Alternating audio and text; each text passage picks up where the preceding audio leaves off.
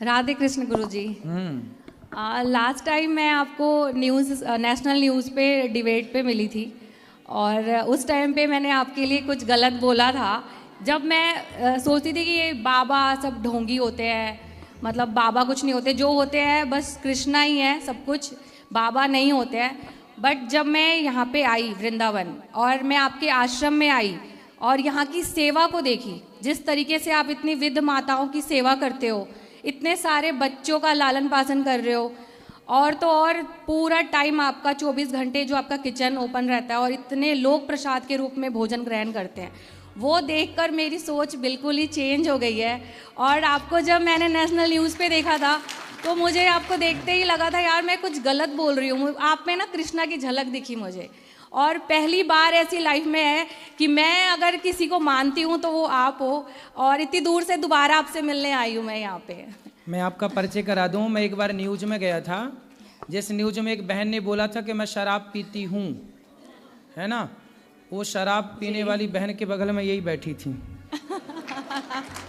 है ना जी। तो उस समय ये मेरे से सवाल मैंने नहीं बोला था कि मैं शराब पीती हूँ हाँ, आपने नहीं बोला नहीं, आपने नहीं बोला, हाँ, आप उनके बगल में बैठी थी। हाँ, उस समय न्यूज में एंकर में ये भी थी मेरे सामने डिबेट में जी। तब ये गौरी गोपाल को जानती नहीं थी, तो ये बहुत क्रॉस क्वेश्चन कर रही थी उस समय कि ये गलत है वो गलत है, लेकिन जब यहाँ के देखा तो देखो इन्हें सब अच्छा लगा जी। बिल्कुल।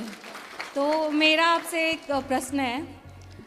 भगवान का दिया, कृष्णा को मैं बचपन से ही मानती हूँ बहुत ज़्यादा, और उनका टैटू भी करवाया अपने हाथ पे जी। तो मैं ये कहना चाहती हूँ कि भगवान का दिया सब कुछ है, अच्छा घर है, परिवार है, गाड़ी है, फेम है, नाम है, पैसा है, बट सुकून नहीं है। तो ये सुकून कैसे मिलेगा? जब मैं कृष्णा से जुड़ती हूँ तो मुझे सुकून मिलता है, बट इतना ज़्यादा अपने काम में बिजी रहती हूँ कि मुझे टाइम ही नहीं मिल पाता कि मैं उनसे जुड़ पाऊँ। तो उसके लिए क्या करें? जब से आप वृंदावन आने लग गई हैं, जब से आप थोड़ा कथा सुनने लग जाएंगी जी, तो आप देखेंगे कि आपको बहुत सुकून मिलेगा। कथाएं सुनिए, वृंदावन से जुड़े रहिए और कथाएं सुनते रहिए। धीरे धीरे आप इतना परिवर्तित अपने आप को देखेंगी, बदली हुई, कि आप सोच नहीं सकती। हम ना कोई यहाँ पर कोई किसी को टैबलेट नहीं देता, कोई इंजेक्शन नहीं है, लेकिन फिर भी लोगों का हृदय ना परिवर्तित हो जाता है। मैं आपको बताऊं, कल की एक बात, 3 भाई हैं, तीनों भाई आपस में बात नहीं करते थे, 3 देवरानी जेठानी, 3 भाई की 3 पत्नियां। उनका परिवार बिल्कुल टूटने की कगार में था। बिल्कुल तीनों भाई अलग एक दूसरे के खिलाफ, तीनों पत्नियां अलग एक दूसरे के खिलाफ। लेकिन मैंने केवल उनके साथ आधा घंटा समय दिया, और उस आधा घंटा में उनके वर्षों, मतलब 10-10, 15-15 साल पुराने घाव आधे घंटे के अंदर मैंने भर दिए, और वो मिलजुल के इसी कथा में वो एंजॉय कर रहे हैं। पूरा परिवार अब साथ में घूम रहे हैं, तीनों जेठानी देवरानियां, तीनों भाई सगे।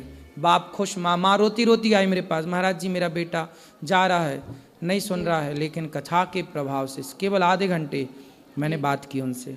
देखो ये प्रभाव है। तो आप सुनिए कथाएं, आपको पता ही नहीं लगेगा कि आप कब बदल गई। वैसे भी देखो, हम न्यूज पहुंचे तो उतने से इतना परिवर्तन हुआ कि आप खिंची चली आई वृंदावन जी। बिल्कुल ऐसी परिवर्तन होगा कथाओं से। आज की युवा पीढ़ी सत्संग से हट गई, इसलिए डिप्रेशन में चली गई। काश सत्संग से जुड़ी रहती तो वो ऊंचाई तो पाती। आप कामयाबी तो पाएं, कामयाबी पाने के लिए मना ही नहीं है, लेकिन कामयाबी पाकर भी सुकून जो आप कह रही हैं, वो सुकून तब आएगा जब पूर्ण रूप से भगवान के चरणों में समर्पण होगा। सत्संग